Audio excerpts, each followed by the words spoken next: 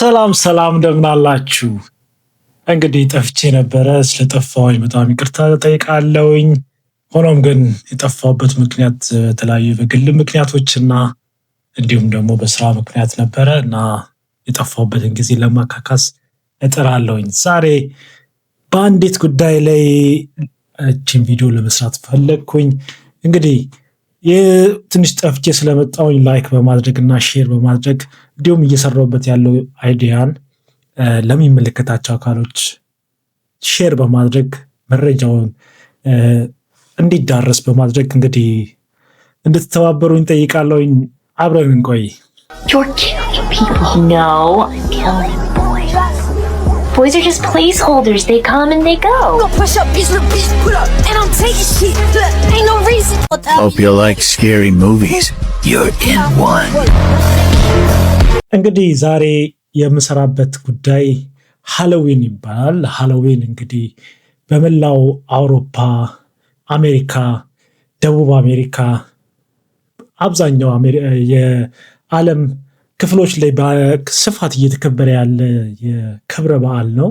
እንግዲህ ይህ ክብረ በዓል አሁን ደግሞ ወደ ኢትዮጵያም እየመጣ እንዳለ መንደርደሪያዎች ያሳያሉ። በተለያዩ የሶሻል ሚዲያ አውታሮች ላይ ለመመልከት እንደቻልኩት ከሆነ የወጣቱ ክፍል በተወሰነ መልኩ ለማክበር እየሞከረ እንደሆነ ለማየት ችያለሁኝ። እንግዲህ ሃሎዊን ምንድን ነው? ከየት መጣ? ምንድን ነው ሀሳቡ? መነሻው ምንድን ነው የሚለውን በተሻለኝ መጠን በወፍ በረረ ለመዳሰስ ሞክራለሁኝ። አብራችሁኝ ቆዩ።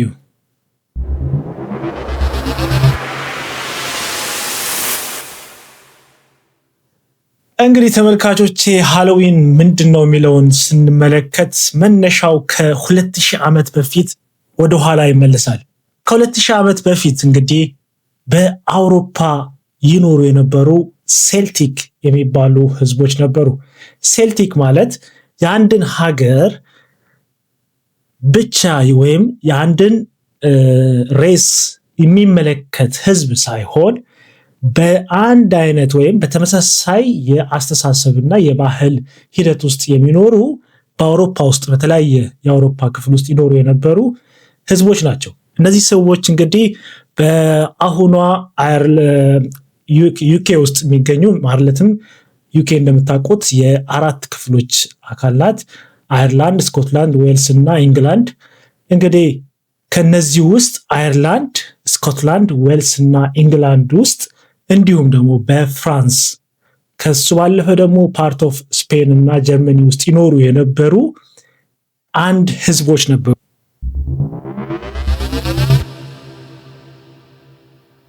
እንግዲህ ቅድም የነገርኳችሁኝ ሴልቲክ ተብለው የሚከፈሉት የጎሳ ክፍሎች ወይም ደግሞ ትራይብስ እነዚህ በኋላ ላይ ከ2000 ዓመት በፊት ይኖሩ የነበሩ ቢሆኑም በኋላ ላይ በሮማን ኢምፓየር ቅኝ ግዛት ውስጥ ገብተው በተለያዩ መልኩ ህይወታቸው በተወሰነ መልኩ መቀየር ችሏል።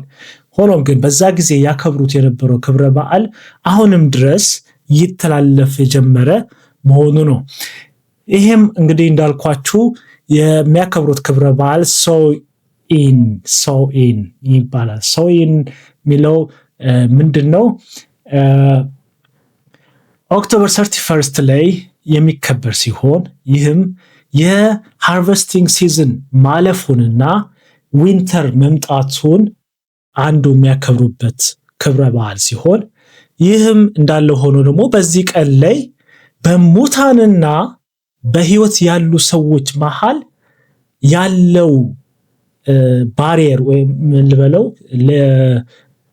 ጋፕ በጣም ይሳሳል ተብሎ ይታመናል። በዚህ ሰዓት ላይ እንግዲህ በዛም ምክንያት የሙታን መንፈሶችና የተለያዩ በሄ ሰይጣኒክ የሆኑ ነገሮች ወደዚህ ወደ ምድር ይመጣሉ ተብሎ ይታሰባል። በዚህ ምክንያት እንግዲህ እነሱን የሙታን መንፈሶችንና የሰይጣን መንፈሶችን ወደኛ እንዳይመጡ እንዳናስፈራራቸው ወይም ደግሞ በእነሱ ሪኮግናይዝድ እንዳንሆን እንዳንታወቅ ራሳችንን ከነሱ ጋር እናመሳስል የሚል ነገር ሲሆን በዛም ምክንያት ያንን ራሳቸውን ከሙታን ጋራ ከዴቪሊክ የሆኑ የተለያዩ ስፒሪቶች ጋራ ራስን ለማመሳሰል በሚደረገው ጥረት ውስጥ ይሄ የሚደረጉ የተለያዩ የኮስቲዩሞች የፊት ላይ የሚደረጉ ሰውነት ላይ የሚደረጉ የተለያዩ አይነት ኮስቲዩሞች ሊመጡ ችለዋል ማለት ነው። እነዚህ ኮስቲዩሞች የራሳቸው ምክንያትና ዓላማ አላቸው። እንግዲህ እንዳልኳችሁ አንዱ ዓላማ ራስን ከሙታንና እነዚህ ስፒሪቶች ጋራ ማመሳሰልና አለመያዝ ነው ዋና ዓላማው የሚደረግበት ምክንያት።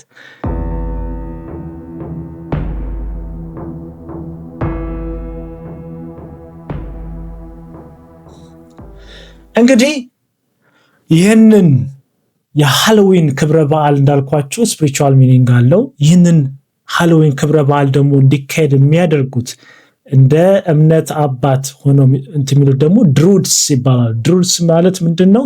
ልክ አሁን ይሄ አንድ ፕሪስት አሁን በክርስትናው እምነት ቀሳውስት አሉ፣ የተለያዩ እርከን ያላቸው የእምነት አባቶች አሉ። ልክ እንደዛ ደግሞ በዚህ ሂደቱን ይህንን ሃሎዊን ሂደትን እንዲከበር የሚመሩ የእምነት አባቶች አሉ። እነሱም ድሩድስ ይባላሉ።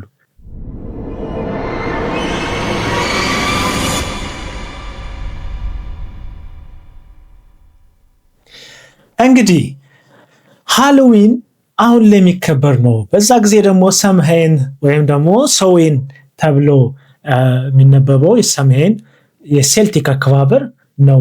አሁን ምን አገናኛቸው? ምንድነው ሁለቱ አንድነታቸው ብላችሁ ልትጠይቁ ትችሉናል። እንግዲህ ሮማኖች ሴልቲኮችን በቀኝ ግዛት በያዙበት ሰዓት ላይ ምን ተፈጠረ?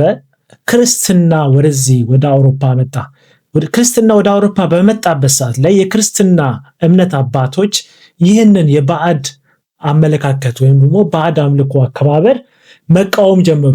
በዚህም ምክንያት ኖቨምበር 1 ላይ ኦል ሃሎውስ ወይም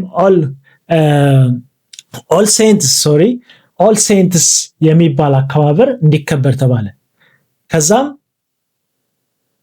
ኦክቶበር 31 የሶዌን የሚከበረበት ቀን ደግሞ ኦል ሃሎውስ ተብሎ እንዲከበር ተባለ። ይህም ኦል ሃሎውስ ኢቭ ለኦል ሴንትስ ኢቭ ተብሎ እንዲከበር ተደረገ። ህዝቡ ኦልሬዲ ከዚህ ባዕድ አምልኮ ባዕድ አስተሳሰቦች ጋራ የተያያዘ ቁርኝት ያለው ስለሆነ በአንድ ጊዜ ማስተዋወቁ ከባድ ስለሆነ ይህ የፈጠሩት ስትራቴጂ ነበረ። ሆኖም በዚህ ጊዜ ኦል ሃሎውስ ተብሎ ይከበር የነበረው አሁን በሂደት ውስጥ ስሙ የተቀየረ ሃሎዊን ተብሎ እንዲጠራ ሆነ ማለት ነው።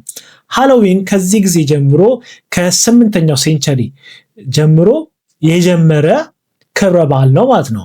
ስለዚህ አሁን በሁለቱ መሃል ምንድነው ያለው ልዩነት ካላችሁኝ በሰምሄን ወይም ደግሞ ሶዌን ተብሎ የሚከበረው የሴልቲክ አከባበሩ ውስጥ የእሳት ማንደድ ስራዎች አሉ። አሁንም ይካሄዳል። በዛ ሰዓት ላይ የተለያዩ ኮስቲዩሞች የተለያዩ ስፒሪቶችን እና ሙት መንፈሶችን ለመሸወድ የሚደረጉ የኮስቲዩሞች አሉ። አሁን ደግሞ ኮስቲዩሞች እንደ ፈን ሞደርናይዝድ ሆኖ ማለት ነው። ከዛ በሰዓቱ ደግሞ ሌላው የምግብ ውጪ ይቀመጥ ነበረ። አሁን ደግሞ ምግቦች ልክ የተለያዩ በከረሜላ ስዊቶች የተለያዩ ስዊቶች በማድረግ ህፃናትን ኢንጆይ እንዲያደርጉ በማድረግ በሞደርናይዝ ቀየር ተደርጋ ልትቀመጥ ትችላለች ማለት ነው። ከሱ ውጪ ደግሞ የሙት መንፈሶችን ማክበር ነበረ። አሁን ይሄኛው ደግሞ የተለያዩ ቀብር ቦታዎችን ሴሜትሪዎችን በሄዶ በመጎብኘት ቤተሰብ አካላቶች የሚያከብሯቸው የሚወዷቸው ሰዎች ጋር እየሄዱ ቀብር ቦታቸው ላይ እየሄዱ ማሰብ ተጀመረ ማለት ነው። ከዛ በኋላ ሌላው ደግሞ ይህ ክብረ በዓል ኢንድ ኦፍ ሃርቨስት እና የዊንተር መግባትን የሚገልጽ ክብረ በዓል ነው። በዚህ ክብረ በዓል ሌላው ደግሞ የተካሄደው የተለያዩ ዲኮሬሽኖችን ማድረግ ነው። አሁንም ይሄ ነገር የተለያዩ ኮስቲሞችን ቤቶችን ዲኮሬት በማድረግ የተለያዩ ፓምኪኖችን የተለያዩ አይነት ጌጣጌጦችን ፊታችን ላይ በቀለማ ቀለሞችን በመቀባት አንዳንዶች የሚያስፈሩ የስኬሌተን ቅርጾችን በማንጠልጠል በማስቀመጥ አሁንም ድረስ ይደረጋሉ ማለት ነው። ስለዚህ እንደው ስሙ ተቀየረ እንጂ ጀስት በሰዓቱ ላይ የተደረገው ይህ የሴልቲክ አስተሳሰቦችን በአንድ ጊዜ እንዲህ መቀየር ስላልተቻለ ያንን በሰዓቱ የነበሩ የሮማን ካቶሊክና ሮማን ክርስትና እምነቶች የተደረገ ሰውን ወደ የተሻለ አስተሳሰብ ለማምጣት የተደረገ አካሄድ ነው እንጂ ህዝቡ ግን ውስጥ ለውስጥ ይህን ራሱ ማድረጉን ቀጥሏል። አሁንም ድረስ ይህ ይደረጋል። እንግዲህ ይህንን ካልን ደግሞ አገራችን ላይ ይሄ ነገር አሁን ለምን መከበር ጀመረ? መከበርስ አስፈላጊ ነው ወይ ሚለውን እንየው እስቲ። እናንተ ምን ትላላችሁ? ምንድነው ማለት እኛ የራሳችን እምነት ያለን የራሳችን ባህል ያለን ህዝቦች ነን። እንግዲህ በእንግሊዝም ሆነ በየትኛውም ቀኝ ገዢዎች አልተገዛንም። ቀኝ ግዝት ውስጥ ያሉ የተለያዩ የአፍሪካ ሀገራትም ይህንን ክብረ በዓል እንደማያከብሩ አውቃለሁኝ። አንዳንድ ሰዎች እንዲሁ ለፈን የሚያደርጉት አለ። ኢትዮጵያ ውስጥም ለፈን እንደሆነ ጥያቄ የለኝም። ሆኖም ግን ስፒሪቹዋል ኮንተንት ስላለው ይሄ ነገር ጥሩ መንፈስም ስለሌለው እኔ እንደኔ ባይደረግ ባይነኝ። ይህ ነገር በተለያየ ከእምነታችንም አንጻር እንግዲህ ክርስቲያንም ሆንን ሙስሊምም ሆንን ከእምነት አንጻር የሚደገፍ ነው ብዬ አላምንም። በየትኛውም እምነት አካሄድ ውስጥ የሚደገፍ ነው ብዬ አላምንም። ባይከበር ብዬ አምናለሁኝ። ሆኖም ግን ወጣቱ እያደረገ ያለው እንደፈን ወይም ደግሞ የተለያዩ ቲክቶክ አውታሮች ላይ ሶሻል ሚዲያዎች ላይ በተለያዩ የሶሻል ሚዲያ አውታሮች ላይ የሚለቀቁት ቪዲዮዎች እና የተለያዩ ፎቶዎች ጀስት ለፈን እና ለጨዋታ ተብሎ እንደሚለቀቁ አምናለሁኝ። ሆኖም ግን እነዚህ ፈኖች በኋላ ተያይዘው የሚያመጧቸው ጉዳቶች ስላሉ ቢታስብበት ብዬ ለማለት ወዳለሁኝ። እንግዲህ መረጃ ሼር በማድረግ አብራችሁኝ እንድትሆኑ ላይክ በማድረግ እንዲሁም ደግሞ ሰብስክራይብ ያላደረጋችሁ ካላችሁ ሰብስክራይብ በማድረግ እንግዲህ ተባበሩኝ። በቀጣይ የተሻሉ ቪዲዮዎችን ይዤ እመጣለሁኝ። ሰላም ሁኑልኝ። ቻው። Es que tú subscribe.